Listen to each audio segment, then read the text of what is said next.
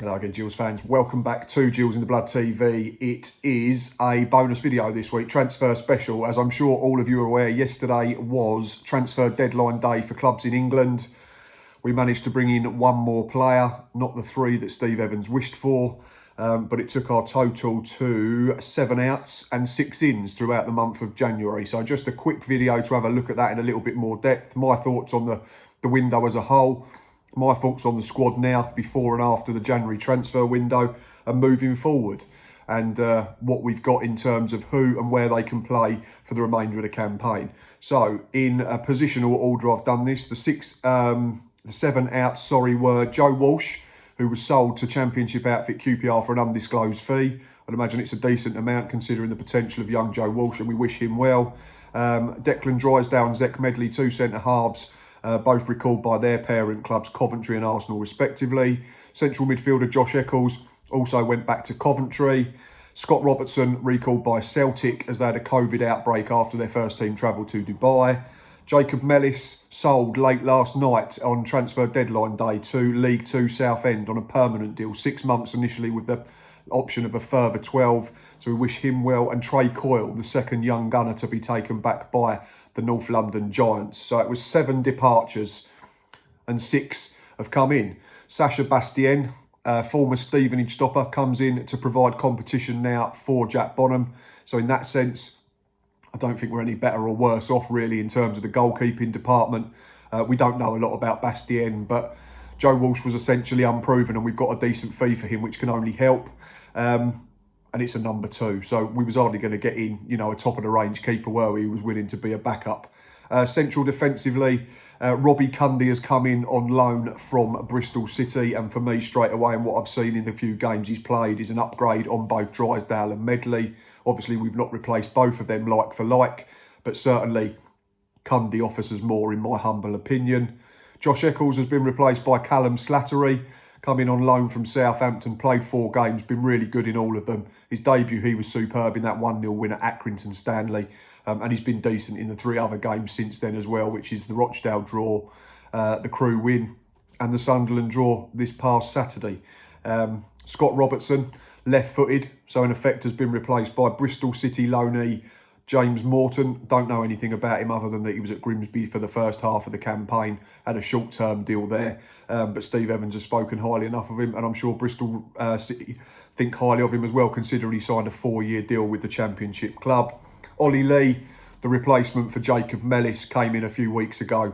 We know all about Ollie and his qualities. He was really good in the home win against Crewe last week, scored 2 really good goals, offers us composure and calmness in the middle of the park, links the midfield and the attack, and I think he'll play a prominent part as the season goes on.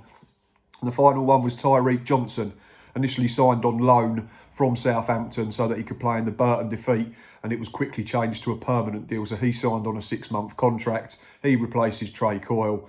Whether he's an upgrade or not, I'm not sure. We haven't really seen a lot of him. Came on at the end of the Sunderland game and helped us see rescue a point, and worked hard defensively. But I'm sure the likes of Johnson and Morton will see more going forward. Bastien, obviously not so much, I would imagine, unless Jack Bonham gets injured or suspended. But to sum up, money for Walsh is a good thing, considering we've had no income for months and months and months. It balances the books. It helps us out, along with the Premier League grants, loans and whatever they were. 99% of those that went have been replaced like for like. Like I say, the only one where we've not actually got one extra in is Cundy, only replacing Declan Drysdale and Zech Medley. But I think we've got options there, and I'll get onto that in a second. I think Robbie Cundy, Callum Slattery and Oliver Lee are all upgrades on those that they've replaced. And we only have to look at the last 4 performances and results. I think they're more like Steve Evans, Gillingham performances. It's 4 games unbeaten. It's 2 good wins and 2 hard-fought draws. The only slight disappointment was the Rochdale draw at home, but it was good to see us battle back and pinch a point in the last minute of injury time. Perhaps at the start of the window, we'd have probably lost that 2-1. And that's no disrespect to anyone that's left. I just think that these players that we've got in are more experienced, offer us a bit more, and are slightly further along in their football education. Yeah, I've seen a bit today. Steve Evans likes to point out that we have the lowest budget in the league, or one of the lowest. Is he telling the truth? Is he lying? Probably telling the truth for me.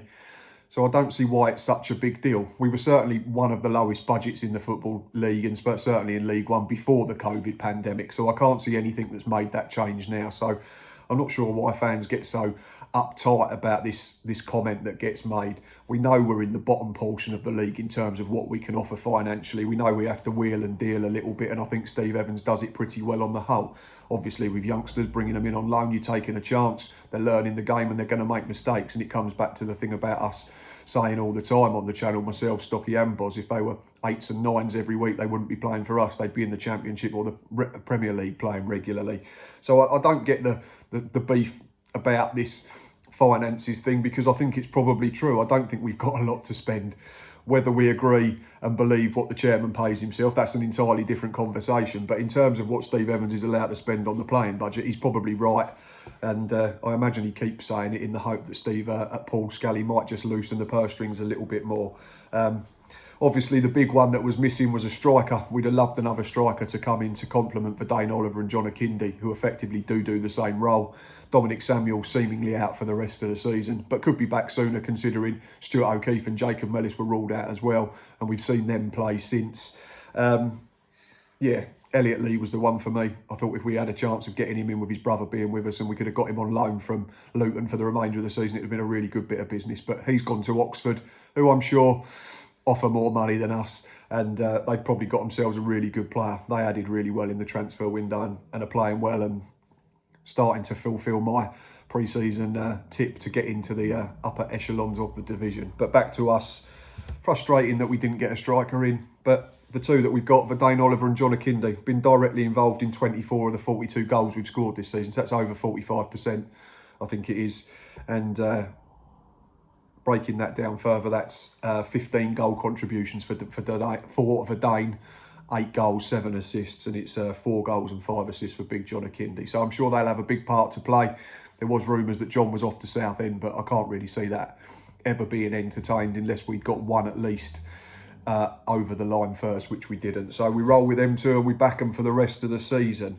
Right, that's it in terms of the actual window and who's gone and who's come in. And now a little bit on what it leaves us with.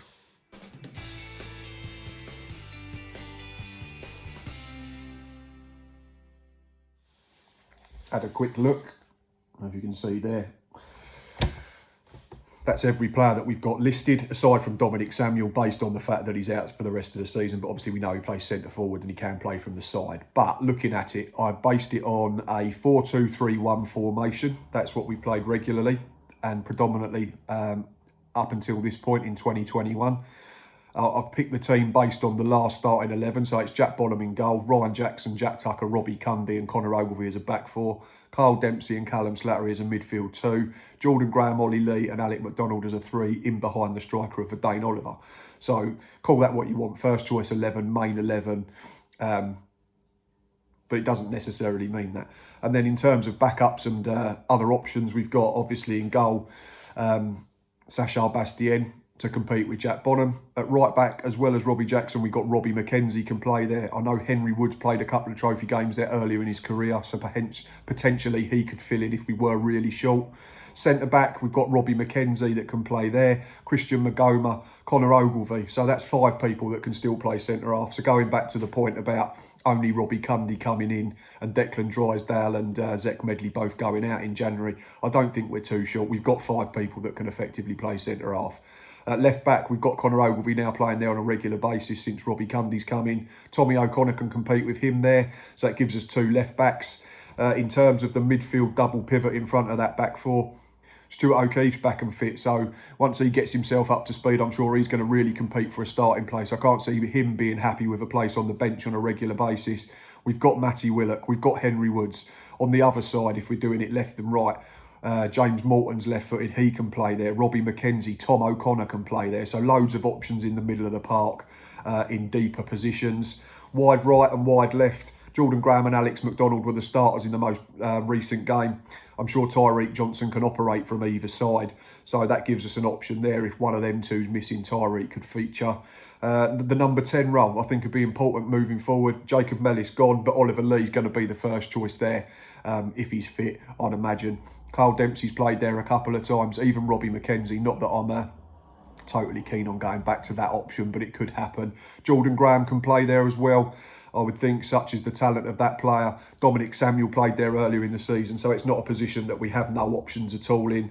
And then up front, we've got Verdane Oliver, backed up by John Akindi. So 2 good options, 2 players that over recent months have had a positive impact on the team.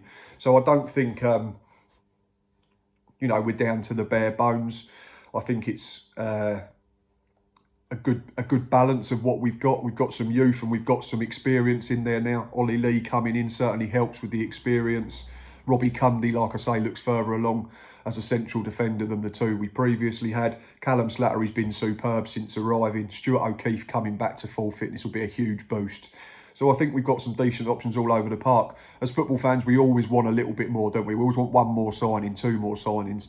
And I just think if we got a striker over the line that we really wanted, not someone for the sake of it, then it would have been great. It'd have been the icing on the cake. But for me, it doesn't take away from what's been a really decent window. We certainly looked stronger at the end of January than we did at the beginning of January. If you think the 3 results at the start of the month were, 2 results, sorry, were Plymouth and Burton. Both teams in no form at all. We didn't score against either of them, lost both. 4 since then, since we started the reshuffle. A brilliant win at Accrington, 1-0. A slightly frustrating 2-2 draw with Rochdale. A brilliant 4-1 win over Crewe Alexander, who were flying at the time. And a really creditable 2-2 draw in a game at Sunderland we perhaps should have won. So I think moving forward, we're in a good shape. If we can get Dominic Samuel back before the end of the season, that'd be another huge boost. And we've got plenty to choose from. Obviously, the worry always comes when you're running with a small squad in the early 20s is that if you do pick up a couple of injuries, you're going to be short. But yes, we can bring 5 substitutes on, so we need 5 substitutes for each game. And Steve Evans isn't, you know, historically a manager that uses all 5.